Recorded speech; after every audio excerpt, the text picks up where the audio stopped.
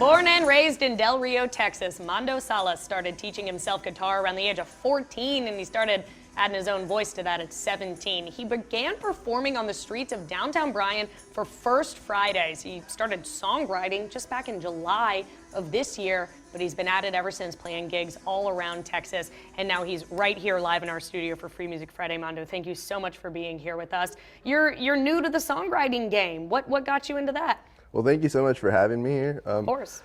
I would just say what got me into the songwriting was just like I started to cover so many songs. I was just like, well, you know what? I want some music of my own. So I just started writing. Where do you get your material? Where does that come from? I mean, it just comes from, like, for example, like one of my songs, Del Rio. Mm-hmm. It's just where I grew up, and just like, I guess like everyone else, things they've been through in their life, and like sometimes you'll see something like one day and you're like, oh, like that's what I'm gonna write my song about. Just things like that. Well, no, that makes sense. Your music has been a part of your life for so long. Mm-hmm. Taking those experiences, kind of throwing it all together. Speaking of throwing it all together, I'm looking here at your setup right over your shoulder. You have a lot of instruments happening over there. Yeah.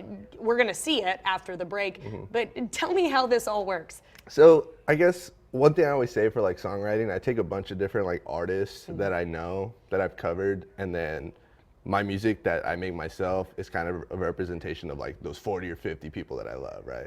So for example, that setup I got, people have been using like a bass kick drum for a long time, but I just saw this one particular artist that had the setup where I actually put the drum head on it, and I was like, ooh, I like it. And my uncle's a mechanic, so we just went, I went to Goodwill and bought the suitcase for like $12 and made it all. And threw it all together. Yeah. Well, I can't wait for the folks at home to see what you've got. If we want to listen to your music at home, you perform all over, and we'll talk about that in a second, but listening to your music at home, you've got a Facebook page that you update. Yeah, definitely. I have a Mando Salas Music Facebook page. It has all of my shows, like the tour dates, where I'll be, the times, and then there's also a link to my SoundCloud. I still have to yet professionally record a little demo that I put out, but I mean, I'll get to it soon. But yeah, Mando Salas Facebook. Absolutely. Or Mando Salas Music. Mando Salas Music. That demo is the next step. We're so excited for it.